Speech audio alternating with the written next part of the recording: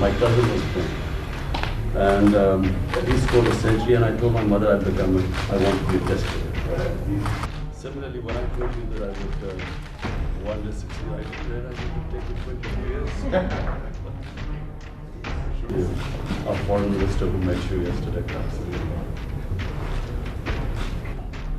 There are so many places that It's too elitist for him to go. It's like Eton, so it's too elitist.